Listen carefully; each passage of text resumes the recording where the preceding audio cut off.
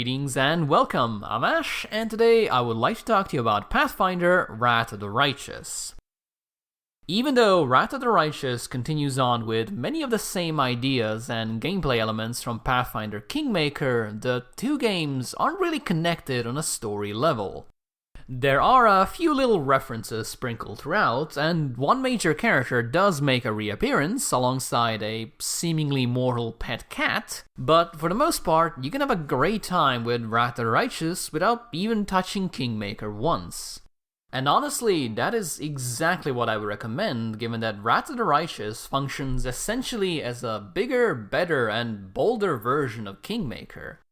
There is a lot more variety in character builds and options. The combat encounters are expanded and the maps are more interesting. The story is better paced and doesn't take nearly 30 hours to get started. And there's a whole assortment of quality of life changes to tie everything up in a nice little bow.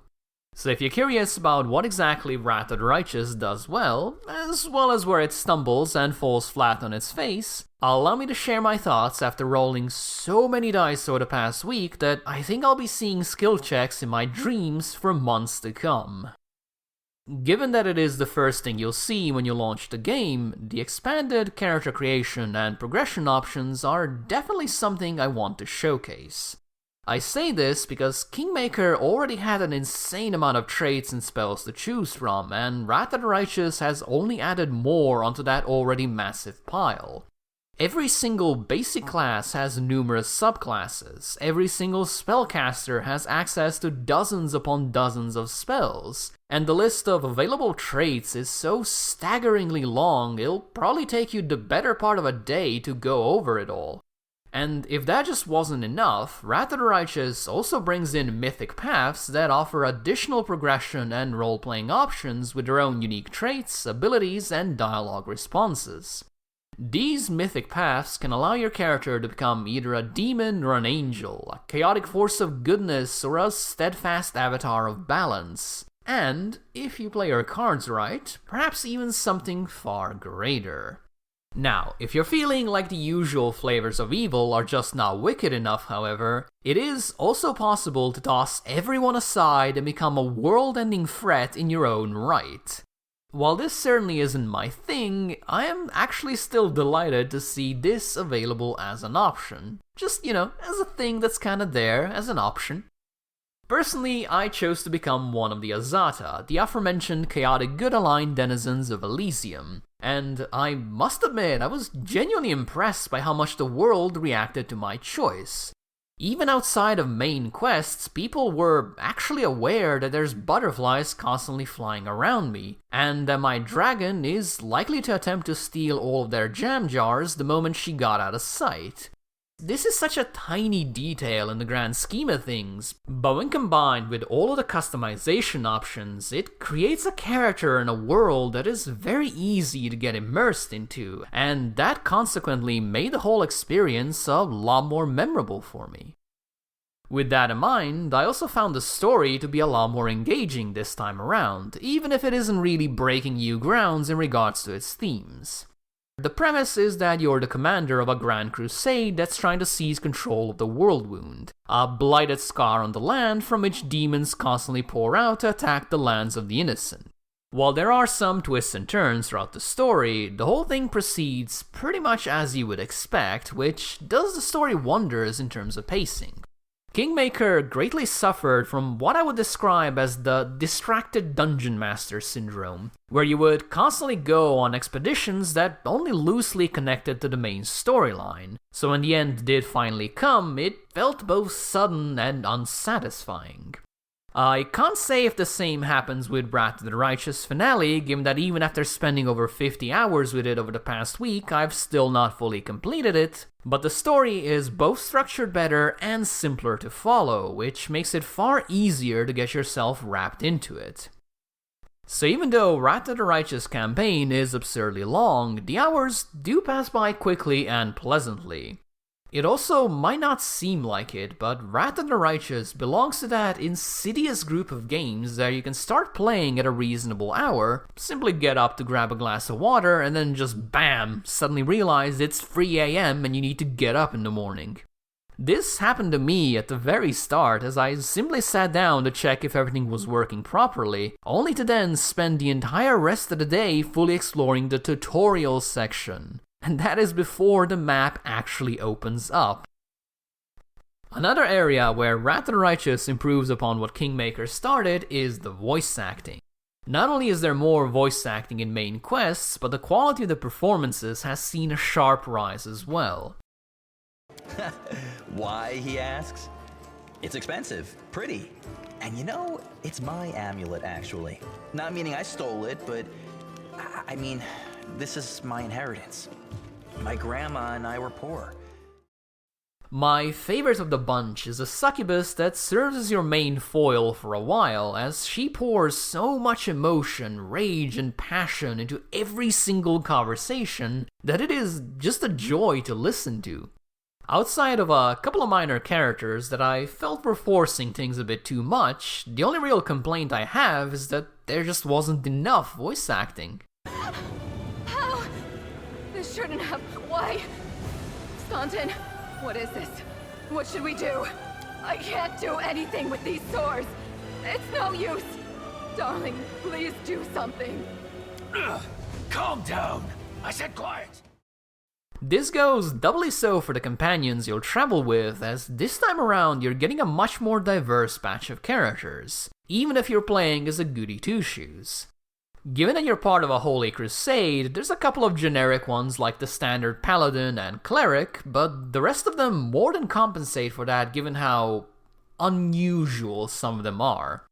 I obviously won't go into details here nor to avoid spoilers, but let's just say that even the seemingly evil characters have a lot going for them, and just kinda leave it at that.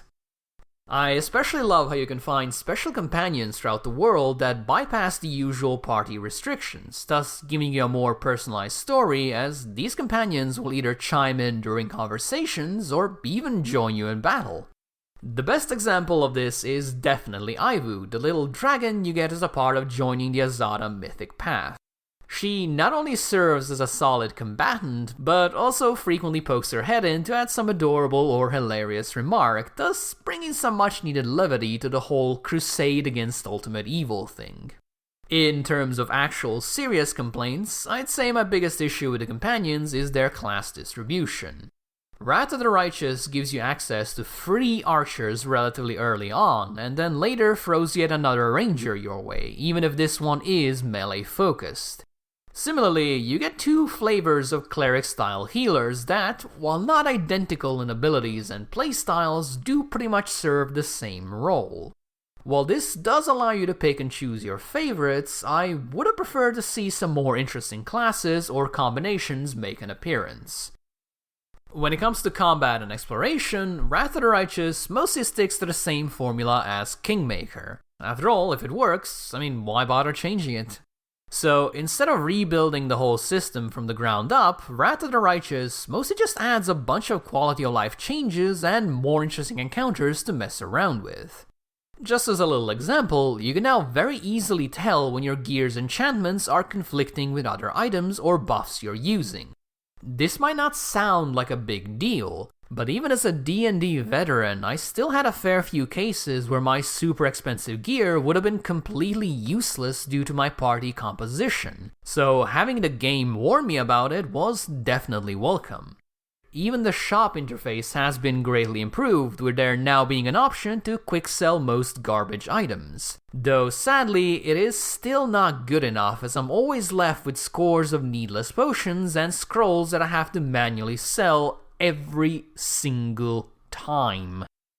On the combat side of things, you can encounter far more skill checks before even starting the encounter, which makes things like stealth, mobility, and knowledge just as important as good old-fashioned persuasion. And since some of these checks you need to pass are remarkably high, getting the drop on enemies or even turning some of them onto your side really does feel particularly satisfying. Best of all, these skill checks no longer seem to grant an immense amount of experience as they did back in Kingmaker, so even failing a couple doesn't feel all that bad since it just adds to your character's story. I also have to commend Wrath of the Righteous for continuing on with its predecessor's options when it comes to combat. You can play everything in real time with pause, just like in the old classics, go at quarter of the speed in order to maintain better control of your characters, or just work your way through battles in proper turn-based combat. All three of the gameplay styles are fully supported and highly useful, so mixing it up based on encounter will indeed do you a great deal of good. The exploration itself has also seen a small but important overhaul, with there being seemingly less maps overall, though the ones that are present are usually a lot more elaborate. This is especially noticeable throughout the main campaign, as some of the bigger maps are so multi-layered and so filled with details that I frequently needed to move my camera around in order to check everything out, something I never really bothered to do with Kingmaker and its relatively flat scenery. Oh, and if you're a fan of puzzles, you'll also be happy to hear that not only are they back in Wrath of the Righteous, but they're even more tricky to solve than before, with some of them being downright devious. Unfortunately, all of these improvements and quality of life changes do come at a bit of a cost, and that cost is bugs. Lots and lots of bugs. Throughout my 50 hours with Wrath of the Righteous, I've encountered just about every single type of bug. Some of them were harmless, some were hilarious, and some were simply annoying. And then there was one in particular that was so game-breaking, I had to reroute my entire campaign in order to avoid it. Basically, archers in my Crusader army, more on that in just a moment, simply soft-locked the game whenever they moved for the second time. Since I heavily relied on archers to soften up priority targets before my vulnerable melee units charged into the fight, this was completely crippling to my strategy, and I had to avoid an entire area of the campaign map until I could muster a sizable enough melee force to brute force my way through it. An update eventually sorted this out and I was back to normal, but that was just one of the major annoyances I had to contend with. Another bug that popped up multiple times was the infamous "take it slow" bug from Kingmaker, where my entire party would suddenly start walking as slowly as humanly possible, as if they were completely exhausted. In Kingmaker, spamming the slow time keybind usually fixed it, whereas in Wrath of the Righteous, I pretty much had to restart my game every single time, or just enjoy playing it at a quarter of the speed, I guess. Thankfully, the really bad bugs were few and far between. I'd say I encountered a big roadblock every 10 to 15 hours, which, given the size of Wrath of the Righteous, didn't end up being too crippling. Most of the other bugs were either inconsequential or humorous in nature, with my absolute favorite being the moonwalking leopards. For whatever reason, every time I summoned a magic leopard, it would exclusively move by moonwalking around, spin like a merry-go-round while standing quote-unquote still, and attack by aggressively shaking its butt at the enemy. Needless to say, I summoned a lot of leopards. With that little aside, let's go back to the whole crusade thing. Instead of building your small kingdom piece by piece like in Kingmaker, in Wrath of the Righteous, the side game is more of a Heroes and Might and Magic inspired strategy. There's still plenty of choices to make and advisors to listen to, but most of it is in service of beefing up your armies, preparing your citadels for demonic invasions, and launching attack after attack into the very heart of demon-controlled territory. You can recruit units on a weekly basis, after which you can fit them into armies led by highly specialized heroes that are mostly just there to support your offensive. Once you have your armies assembled, you can engage demons on the campaign map, which will then trigger a turn-based battle. These battles play out almost exactly the same as in Heroes of Might and Magic, with pretty much the same types of units and abilities to boot. Knights are fast and great at attacking archers, infantry is there to trade blows and die by the hundreds to protect your weak units, while casters like paladins are all about offering magical support at the key moment. It is a fine concept, and in theory I should have absolutely loved it given that Heroes of Might and Magic 3 is one of my favorite games ever, but right now it is just a bit too unpolished for me to truly enjoy. The biggest issue I have with these battles is that the power difference between units is comically large, to the point where strategy becomes almost meaningless. My Hell Knights are so powerful that they can obliterate everything they touch despite being fast-moving cavalry, whereas my hordes of clerics are only really good at blocking arrows with their face and then throwing the occasional heal out since they deal no damage and move as slow as molasses. The same thing goes to the enemies.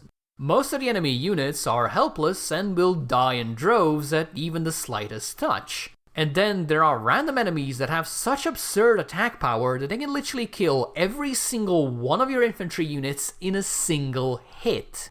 The end result was me reloading every single important fight multiple times in order to avoid sending myself back a month of in-game progress due to what is essentially a cheap insta-kill. Which, as much as I do like perfecting fights, did cheapen my own experience as well due to how often I had to rely on it.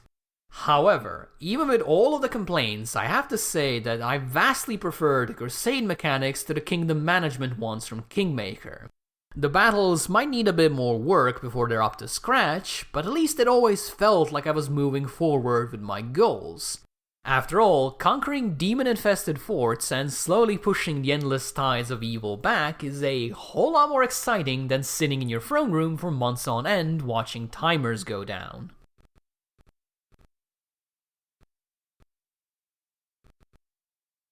With compelling characters, an absurd amount of customization, and a massive world to explore, Wrath of the Righteous stands as an exemplary successor to the classic CRPGs of old. While the numerous bugs do their best to bring it down, Wrath of the Righteous is simply far too big and far too ambitious to be constrained by them. So if you are even remotely interested in the genre, and the thought of reading vast quantities of dialogue doesn't scare you, then I would wholeheartedly recommend Wrath of the Righteous. Now, if you'll excuse me, I have to attend my dragon's tea party. Thank you guys for watching, and if you enjoyed this, or even if you didn't, please do let me know. And if you'd like to see more, make sure to subscribe, hit the stupid bell, pet your dog, and do whatever other nonsense you gotta do these days. Thank you again for watching, and I do hope you have a nice day. See ya!